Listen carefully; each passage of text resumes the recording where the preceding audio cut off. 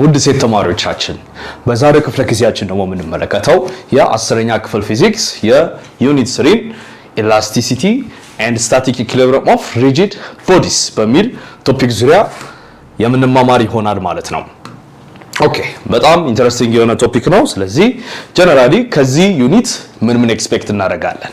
we will understand the difference between elasticity and plasticity of an object። ስለዚህ በኢላስቲሲቲ እና በፕላስቲሲቲ መሃል ያለውን ዲፈረንስ እንመለከታለን። እንዲሁም ደግሞ ስለ ዴንሲቲ እና ስፔሲፊክ ግራቪቲ እነዚህን የመሳሰሉ ተርሞች የምንመለከት ይሆናል። በስተመጨረሻ about ስለ ስትረስ፣ ስለ ስትሬን፣ ስለ ያንግስ ሞዱለስ የምንመለከት ይሆናል ማለት ነው። ስለዚህ በጣም ጠቃሚና ደስ የሚል ኢንተርቴይኒንግ የሆነ ቶፒክ ነው ማለት ነው። በጣም ደስ ይላል። በቀጣይ ስለ understanding the young modulus is the ratio of what stress to the strain of an object። ስለዚህ ስለ young's modulus ማለትም stress over strain ስለሚለው ፎርሙላ የምንመለከት ይሆናል። young's modulus ምንድነው የሚያስረዳው የሚለውንም ነገር እናያለን። እንዲሁም ደግሞ ስለ physical conditions of what static equilibrium ስለ static equilibrium ደግሞ ምን ማለት ነው? አንድ ኦብጀክት statically at equilibrium position ነው ከተባለ ምን ማለት ነው የሚለው ነገር እንመለከታለን። እንዲሁም ደግሞ ስለ equilibrium of a body in static equilibrium in everyday activity ስለዚህ እንዴት አድርገን ነው የስታቲክ ኢኩሊብሪየምን ኮንሰፕት ዴይሊ አክቲቪቲያችን ላይ አፕላይ የምናደርገው እንዲሁም ደግሞ ከምንመለከታቸው ነገሮች አካባቢያችን ላይ ካሉ ነገሮች ስለ ስታቲክ ኢኩሊብሪየም ምን እንማማራለን የሚለው ነገር የምንመለከት ይሆናል ማለት ነው። እሺ first of all what is elasticity and plasticity በኢላስቲሲቲ እና በፕላስቲሲቲ መሃል ያለው ልዩነት ምንድነው? እንግዲህ ኢላስቲሲቲ ማለት ምን ማለት ነው? ለምሳሌ እዚህ ጋር አንድ ምን አለ ላስቲክ አለ አይደለ? እዚህ ጋር የምትመለከቱት በተለምዶኛ ለተለያዩ ነገሮች ማሰሪያ የምንጠቀመው ላስቲክ ማለት ነው። ምን ማድረግ ይችላል? ስትሬች ማድረግ ይችላል ኦር ደግሞ መለጠጥ ይችላል አይደለ? ስለዚህ ኢላስቲሲቲ አሁን እዚህ ጋር የሱ ባህሪ እዚህ ጋር መመልከት እንችላለን። እንግዲህ ይሄንን ላስቲክ ምን አደረኩ ማለት ነው? ለጠጥኩት ማለት ነው። ከዛ በኋላ ደግሞ ልክ ስለከው ምን ያደርጋል? ወደ ኦሪጂናል ፖዚሽኑ ይመለሳል። ወደ ኦሪጂናል ፖዚሽኑ ይመለሳል ማለት ነው። እንግዲህ ኢላስቲሲቲ when a material returns to its original shape and size after removal of a deforming force ስለዚህ አንድ ኦብጀክት ዲፎርም ከተደረገ በኋላ ዲፎርሚንግ ፎርስ ይኖራል ኦር ደግሞ ሼፑን የሚቀይረው ሳይዙን መጨመር ሊሆን ይችላል ኦር ደግሞ በተለያየ መልኩ ብቻ ኦብጀክቱ ላይ ዲፎርሚንግ ፎርስ አፕላይ በሚደረግበት ጊዜ ምን ያደርጋል? ዲፎርም ያደርጋል አይደለ ያ ኦብጀክት። ነገር ግን ያ ኦብጀክት ልክ ያ ዲፎርሚንግ ፎርስ ሪሊቭ በሚሆንበት ጊዜ ኦር ደግሞ ከዛ ኦብጀክት ላይ በሚሄድበት ጊዜ ያ ኦብጀክት ተመልሶ ወደ ነበረበት ወደ ኦሪጂናል ሼፑ ወይንም ወደ ነበረበት የመጀመሪያ ቅርጹ የሚመለስ ከሆነ ያ ኦብጀክት ምንድነው? ኢላስቲክ ኦብጀክት ነው ኦር ደግሞ ያ ፕሮፐርቲ ምን ይባላል? ኢላስቲሲቲ ይባላል ማለት ነው። ለምሳሌ ረበር ባንድ አሁን እዚህ ጋር የምንመለከተው የላስቲክ አይነት ማለት ነው። እዚህ ጋር ያለው የፕላስቲክ ምንድነው? ከለጠጥነው በኋላ በምንለቀው ጊዜ ወደ ነበረበት ይመለሳል አይደለ? እሱ እንዲሁም ደግሞ ስፕሪንግ የተለያየ የስፕሪንግ ሲስተም ለምሳሌ እስክሪብቶቻችን ውስጥ እስክሪብቶን መጻፊያዋን ሊዷን እንድትወጣ እንድትገባ የሚያደርጋት ምንድነው? በስፕሪንግ ሲስተም ነው አይደለ? ፕሬስ እናደርግ ይወጣል። ስለዚህ ያ ስፕሪንግ ራሱ ምንድነው ማለት ነው? የኢላስቲሲቲ ፕሮፐርቲ ነው ያለበት ማለት ነው። ምክንያቱም ልክ ያ ዲፎርሚንግ ፎርስ በሚለቅ ዲፎርም ሲያደርገው ምን ያደርጋል? ጭምቅ ያደርጋል አይደለ? ስለዚህ ኮምፕረስ ያደርጋል ማለት ነው ስፕሪንጉ። ነገር ግን ያ ዲፎርሚንግ ፎርስ ደግሞ ከላዩ ላይ በሚነሳበት ጊዜ ወደ ኦሪጂናል ሼፑ ይመለሳል ማለት ነው። በቀጣይስ ሜታል ሮድስ አንደር ስሞል ፎርስ ስለዚህ የተለያዩ የሜታል ታይፖች የብረት ዘንጎች ሊሆኑ ይችላሉ። ስለዚህ ላያቸው ላይ አነስ ያለ ፎርስ በሚኖርበት ጊዜ ምን ያደርጋል ማለት ነው? በእንድ ያደርግና ለምሳሌ አንድ ሜታል ሮድ ቢኖር ፎርስ አፕላይ በምናደርግበት ጊዜ ሪሌቲቭሊ ስሞል ፎርስ በእንድ ያደርጋል አይደለ? ከዛ ያንን ፎርስ ከላዩ ላይ በምናነሳበት ጊዜ ምን ይሆናል? መልሶ ስትሬች ያደርግና ወደ ነበረበት ይመለሳል። ለምን ስሞል ፎርስ ተባለ? ለምን ሃይ ፎርስ አልተባለ? ሃይ ፎርስ ካልነው ምን ሊሆን ይችላል ማለት ነው? ብሬክ ሊያደርግ ይችላል ኦር ፐርማነንት የሆነ ዳሜጅ ሊያመጣበት ይችላል። ስለዚህ ቶታሊ ዲፎርም ሊያደርግ ይችላል ማለት ነው። ስለዚህ ስሞል ፎርስ አፕላይ ሲያደርግ ሜታል ሮዶች ላይ ያ ኢላስቲሲቲ ያሳያል ማለት ነው። ምክንያቱም ልክ ያን ፎርስ ሪሊዝ ስናደርግ ያ ሜታል ሮድ ወደ ነበረበት ፖዚሽን ስለሚመለስ። በቀጣይስ ኢላስቲሲቲ ኤንድ ፕላስቲሲቲ ማለት ያለው ልዩነት እየተመለከትን ነው እንግዲህ አሁን ደግሞ ፕላስቲሲቲ when a material undergoes permanent deformation after removal of force ስለዚህ አንድ ማቴሪያል ዲፎርሚንግ ፎርስ ላይ አፕላይ ከተደረገበት በኋላ ነገር ግን ያኔ ምን ያደርጋል ዲፎርሚንግ ፎርስ ላይ አፕላይ ሲያደርግ ዲፎርም ያደርጋል ያ ማቴሪያል ከዛ በኋላ ግን ያ ዲፎርሚንግ ፎርስ ከላዩ ላይ በሚነሳበት ጊዜ ምንም አይነት የሳይዝ ለውጥ or ደግሞ የሼፕ ለውጥ ካላመጣ ቶታሊ ዲፎርምድ ሆኖ ከቀረ or else ደግሞ ወደ ነበረበት ወደ መጀመሪያው ቅርጽ ካልተመለሰ ያ ፕሮፐርቲ ምን ይባላል ፕላስቲሲቲ ይባላል ማለት ነው ፕላስቲሲቲ ይባላል ለምሳሌ modeling clay weight soil and plasticity ስለዚህ አሁን ለምሳሌ የሸክላ መሳሪያ እዚህ ጋር ያለው እንደምትመለከቱት ሸክላውን የሚሰራው ሰው ምን ያደርጋል በተለያየ አቅጣጫ ሼፕ ያደርጋል አይደለ ሸክላው ሼፕ ያደርጋል ስለዚህ እሱ ፎርስ አፕላይ ባደረገበት አቅጣጫ ያ የሸክላ ቅርጽ ምን ያደርጋል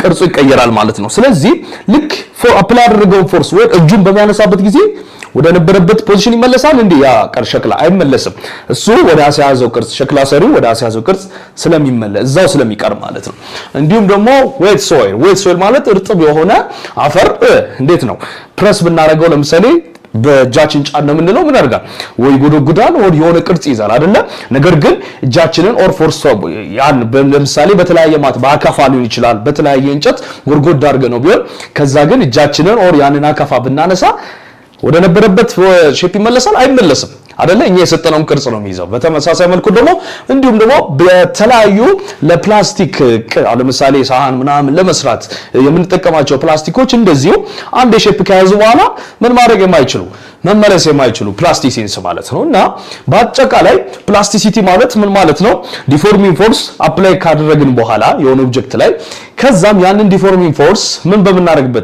በምናነሳበት ጊዜ ኦር ሪሙቭ በምናደርግበት ጊዜ ያ ኦብጀክት ወደ ኦሪጂናል ፖዚሽኑ ኦር ወደ ኦሪጂናል ሼፑ መመለስ የማይችል ከሆነ ፕላስቲሲቲ ይባላል ማለት ነው ኦኬ ስለዚህ ኢላስቲክ ዲፎርሜሽን ደግሞ ምንድነው temporary change in shape or size caused by what forces within elastic limit ስለዚህ ያ ጊዜያዊ የሆነ የሼፕ ወይንም ደግሞ የሳይዝ የቅርጽ ወይንም ደግሞ የመጠኑ change ምን አይነት change ጊዜያዊ የሆነ change መቼ የሚፈጠር ፎርስ አፕላይ ሲደረግበት የሚፈጠረው ያ ቼንጅ በኢላስቲክ ሊሚት ውስጥ ወይንም ደግሞ መመለስ በሚችልበት ሊሚት ውስጥ ያለበት ጊዜ ያኔ ምን ይባላል ኢላስቲክ ዲፎርሜሽን ይባላል ስለዚህ በኢላስቲክ ሊሚት ውስጥ የአንድ ኦብጀክት ቴምፖራሪ ቼንጅ ኢን ዋት ሼፕ ኦር ሳይዝ ምን ይባላል እሱ ኢላስቲክ ዲፎርሜሽን ይባላል ማለት ነው ኢላስቲክ ሊሚት ያለው ምንድነው ኢላስቲክ ሊሚት ማለት ከዛች ሊሚት ካለፈ ያ ኦብጀክት ወደ ፕላስቲክ ዞን ውስጥ ይገባል ማለት ነው ኦር ደግሞ ቶታሊ ፐርማነንትሊ ዲፎርም ያደርጋል ማለት ነው ኢላስቲክ ሊሚት ማለት ለኢላስቲሲቲ ፕሮፐርቲ የመጨረሻው ሊሚት ማለት ነው ስለዚህ እስከዛ ድረስ ያለው ያ ቴምፖራሪ ቼንጅ ኢን ሼፕ ኤንድ ሳይዝ ምን ይባላል ኢላስቲክ ዲፎርሜሽን ይባላል ለምሳሌ stretching of spring slightly አይደለ ለምሳሌ እዚህ ጋር የምትመለከቱት ስፕሪንግ ሲስተም ምን አደረኩት ስትሬች አደረኩት እዚህ ጋር ማስ በማስቀመጥበት ጊዜ ማስ ስፕሪንግ ሲስተም ይሆናል አይደለ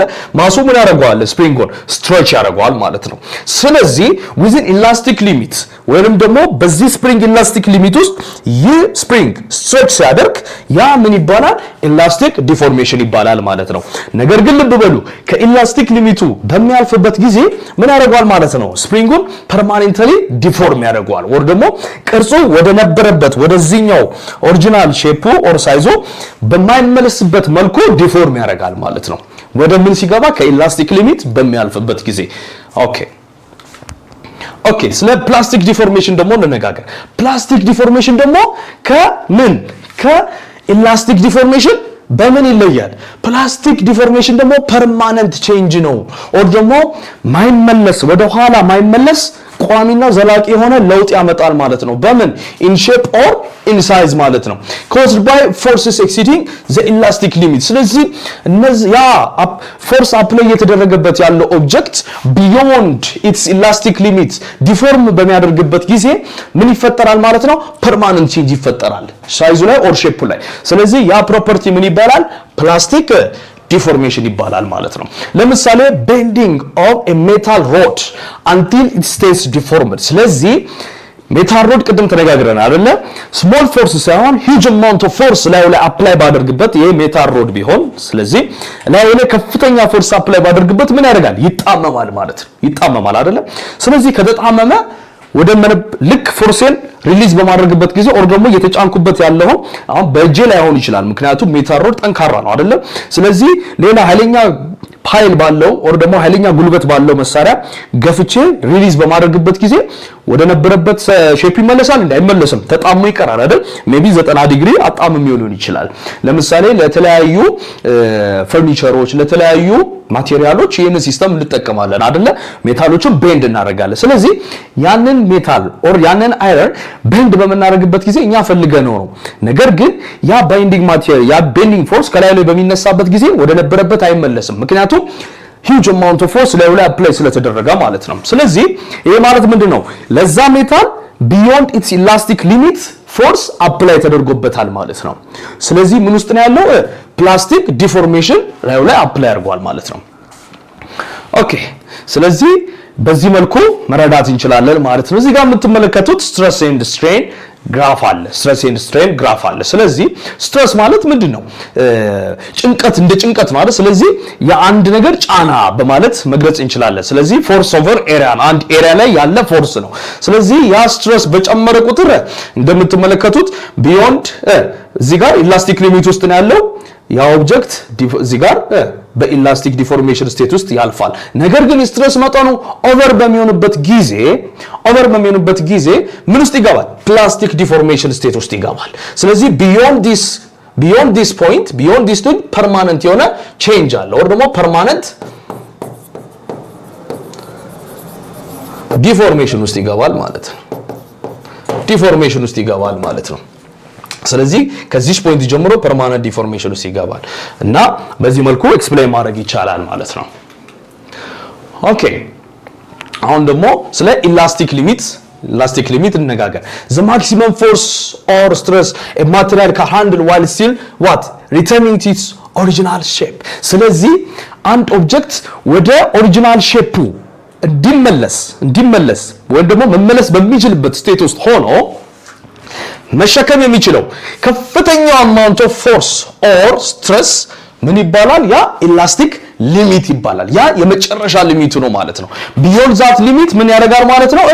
ዲፎርም ወይንም ደግሞ ፕላስቲክ ዲፎርሜሽን ውስጥ ይገባል ማለት ነው። ፕላስቲክ ዲፎርሜሽን። ስለዚህ ኢላስቲክ ሊሚት ምንላት ይችኛዋን ነው ማለት ነው።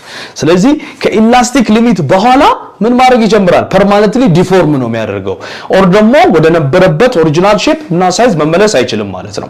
ስለ ቢዮንድ ዲስ ሊሚት ማቴሪያልስ ኤግዚቢት ፕላስቲክ ዲፎርሜሽን።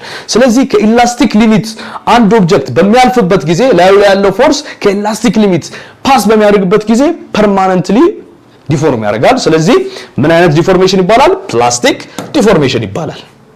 ለምሳሌ applications in bridges, ladders and buildings are designed to remain within elastic limit to ensure safety and durability። ስለዚህ እንደ ድልድዮች መሰላል እንዲሁም ደግሞ የተለያዩ ህንጻዎች ዲዛይን ሲደረጉ ምናቸው ኮንሲደር ይደረጋል? ኢላስቲክ ሊሚታቸው ኮንሲደር ይደረጋል። ማለትም ለምሳሌ ድልድዮችን ስንመለከት ምን ይፈጠራል? ድልድዮች ላይ ከፍተኛ የሆነ የፀሐይ ሙቀት ላያቸው ላይ በሚያርፍበት ጊዜ ምን ያደርጋሉ? ውስጣቸው ያለው ኮምፖነንታቸው ኤክስፓንድ ያደርጋል አይደለ? ስለዚህ ምን ያደርጋል ማለት ነው? የሳይዝ ለውጥ ያመጣል ማለት ነው። የሳይዝ ለውጥ ያመጣል። ስለዚህ ልክ እነዛን ድልድዮች ዲዛይን ሲደረጉ ኢላስቲክ ሊሚታቸው ኮንሲደር ይደረጋል ማለት ነው። ስለዚህ ኢላስቲክ ሊሚታቸው ከፍ እንዲል ይደረጋል ማለት ነው። ኦሬንስ ደግሞ ልክ ያ ድልድይ ከፍ በተለጠጠበት ልክ ቁጥር ምን ያደርጋል ማለት ነው? እየሰፋ ሄድና ፐርማነንትሊ ዳሜጅ ሆኖ እንዳይቀር ኢላስቲክ ሊሚቱ ከፍ ተደርጎ ዲዛይን ይደረጋል ማለት ነው። እንዲሁም ደግሞ ላደሮችን በተመሳሳይ መልኩ እንዲሁም ደግሞ ህንጻዎችን በተመሳሳይ መልኩ። ስለዚህ የተለያዩ ናቹራል ፊኖሜናዎች አሉ። ለምሳሌ መሬት ይንቀጠቀጣል እንዳልኳችሁ የፀሐይ ሙቀት የሚፈጥረው የራሱ ኤክስፓንሽን አለ። ስለዚህ የተለያዩ የኮንስትራክሽን ውጤቶች ለምሳሌ ልክ እንደነዚህ ቢልዲንጎች ምንድነው ኢላስቲክ ሊሚታቸው ኮንሲደር ይደረጋል። ምክንያቱም ቫይብሬት በሚያደርግበት ጊዜ ምን ይሆናል? እዛ ጋር ፎርስ አፕላይ ስለሚያደርግበት ኤክስተርናል ፎርስ ቢልዲንጋችን ላይ ምን ያደርጋል? ከነበረበት ሳይዝ የተወሰነ ለውጥ ይመጣል አይደል? ስለዚህ አፍተር ዛት ዲፎርሜሽን ፎርስ ግን ምን መሆን አለበት? መመለስ መቻል አለበት። ስለዚህ ይሄ ሁሉ ኮንሲደር ይደረጋል ማለት ነው። ኦኬ ስለዚህ አፕሊኬሽንስ ኦፍ ኢላስቲሲቲ አሁን ይህንን ኢላስቲሲቲ የት እንጠቀማለን? አፕሊኬሽን አሁን እንደተነጋገርነው እዚህ ጋር ብሪጆች ላይ ለምሳሌ እንጠቀማለን አይደለ? እንዲሁም ደግሞ የተለያዩ ለምሳሌ የክሬን ሲስተሞች ላይ እንጠቀማለን። ምክንያቱም ክሬኖች ራሱ እቃ ምን ያደርጋሉ? ብድግ ያደርጋሉ አይደለ? ስለዚህ እቃ ብድግ ሲያደርጉ እዛ ጋር ሎድ ነው እያነሱ ያሉት። ስለዚህ ላያቸው ላይ ምን ይፈጠራል? እዚህ ጋር ከፍተኛ የሆነ ቴንሽን ይፈጠራል። ስለዚህ የክሬኑ የሆነ ፓርት ምን ያደርጋል ማለት ነው? በጣም ፎርስ ስለሚበዛበት ኤክስቴንድ ያደርጋል። ከዛ በኋላ ግን አፍተር ዛት ዲፎርሚንግ ፎርስ ምን ማድረግ አለበት? መመለስ መቻል አለበት። ስለዚህ የተለያየ ቦታ ላይ የኢላስቲሲቲን ኮንሰፕት አፕላይ እናደርጋለን። ስለዚህ ኮንስትራክሽን ላይ ለምሳሌ አሁን እንዳወራ ነው ኢላስቲክ ማቴሪያልስ ላይክ ስቲልስ ኦር ዩዝድ ኢን ብሪጅስ ኤንድ ቢልዲንግስ። ስለዚህ የተለያዩ የብረት አይነት ውጤቶች ለምሳሌ ኮንስትራክሽን ኤሪያ ላይ እንጠቀማቸዋለን እና እነዛ ኮንስትራክሽን ላይ የምንጠቀማቸው የብረት ታይፖች ኢላስቲክ ሊሚታቸው ኮንሲደር ይደረጋል እና ደግሞ ኢላስቲክ ማቴሪያል መሆናቸው ምን ያደርጋል? ኢፌክት አለው ይፈልጋል ማለት ነው። እንዲሁም ደግሞ አሁን እንዳወራ ነው ክሬን ኤንድ ሊፍትስ ኢላስቲክ ሮፕስ ኤንድ ኬብልስ ካሪ ሎድስ ሴፍሊ። ስለዚህ እዚህ ጋር ደግሞ የምትመለከቷቸው ክሬን ሲስተም ላይ የተለያዩ ኢላስቲክ የሆኑ ወይንም ደግሞ ተለጣጭ የሆኑ ገመዶች እና የተለያዩ ኬብሎች የተለያየ አማውንት ኦፍ ሎድን ምን ለማድረግ ብድግ ለማድረግ ለማንሳት ስለምንጠቀም የኢላስቲሲቲ ኮንሰፕት እዛም ላይ ይሰራል። ስለዚህ ኢላስቲክ ሊሚታቸው ቬሪ ምን መሆን አለበት? በተቻለ መጠን ሴፍ መሆን መቻል አለበት ማለት ነው። ስለዚህ ኢላስቲሲቲ ሪል ላይፍ አፕሊኬሽኑ በእንደዚህ አይነት መልኩ መጠቀም እንችላለን። እንዲሁም ደግሞ Elastic behavior is critical in designing what structures and materials. ስለዚህ የተለያዩ ቁሶችን ለመስራት ምንድነው ክራይቴሪያ? አንዱ ኢላስቲክ ቢሄቪየር የአንዱ ኦብጀክት የኢላስቲሲቲ ቢሄቪየሩ ኮንሲደር ይደረጋል ማለት ነው። ስለዚህ ስፖርት ኢኩዊፕመንት ለምሳሌ ስፕሪንግስ ኢላስቲክ ባንድስ አር ዩዝድ ኢን ጂም ኢኩዊፕመንት። ስለዚህ የተለያዩ ስፕሪንጎች ኢላስቲክ ባንድስ የተለያየ ሜቢ ሄደር ጭንቅላታችን ላይ ነው ይችላል፣ የተለያየ ወገባችን ላይ ነው ይችላል። የምናረጋቸው ባንዶች ምን መሆን አለባቸው? ተለጣጭ መሆን መቻል አለባቸው። ተለጣጭ እንዲሆኑ ደግሞ የሚያስፈልገው በአፕሊኬሽን ነው አይደለ? የሚሰሩ እዛ ኤሪያ ላይ ምን አለ? ሚና አለው ማለት። ስለዚህ ስፖርት ፊልድ ላይ የስፕሪንጎችና የኢላስቲክ ባንድስ ኢላስቲሲቲ ፕሮፐርቲ አስፈላጊ ስለሆነ ስለተገኘ ጂም ኤሪያ ላይ እንጠቀማቸዋለን። እንዲሁም የተለያዩ የጂም ኢኩዊፕመንቶች አሉ። ለምሳሌ በሌላ መልኩ ደግሞ ዴይሊ ኦብጀክትስ ላይክ ክሊክ ፔንስ ኤንድ ስሊንግ ሾትስ ቅድም እንደተነጋገርነው የምንጠቀማቸው እስክሪብቶዎች አይደለ? ክሊክ የሚደረጉ እስክሪብቶዎች እንዲሁም ደግሞ ስሊንግ ሾት ማለት ባላ ራሱ በባህሪው ምንድነው? የሚለጠጥ ላስቲክ አለው አይደለ? ላይ ያ ፕላስቲክ ምን ያደርጋል? ይለጠጣል። ስለዚህ ያ ላስቲክ ተለጥጦ ምን ያደርጋል? የሆነ ነገር ይወረወረዋል ማለት ነው። ወደ ነበረበት ስቴት ሲመለስ ይወረወራል። ስለዚህ ለምንፈልገው ዓላማ ይሄንን ኮንሰፕት ኢላስቲሲቲን ኮንሰፕት ተጠቅመን የተለያዩ ቁሶችን ዲዛይን እናደርጋለን ማለት ነው። ስለዚህ these all devices depend on what elasticity for their function። ስለዚህ አሁን እንደ ክሊክ ፔን ስሊንግ ሾት እነኚህ የተለያዩ ባንዶች ምናምን ኢላስቲሲቲያቸው ከምን ጋር የተገናኘ ነው ማለት ነው? ከፋንክሽናቸው ወይ ከጥቅማቸው ጋር የተገናኘ ነው ማለት ነው። ስለዚህ ይህንን ኢላስቲሲቲ እነዚህ ኦብጀክቶች ላይ ኢንተግሬት አድርገን ለምንፈልገው ዓላማ እንጠቀማቸዋለን ማለት ነው። ስለዚህ ውድ ሴት ተማሪዎቻችን እስኪ አሁን በተነጋገርነው ሐሳብ ላይ ደግሞ ቀጥሎ የተዘጋጁ ጥያቄዎች አሉ። እነሱን ሰርታችሁ ወደሚቀጥለው ሐሳብ የምንሄድ ይሆናል።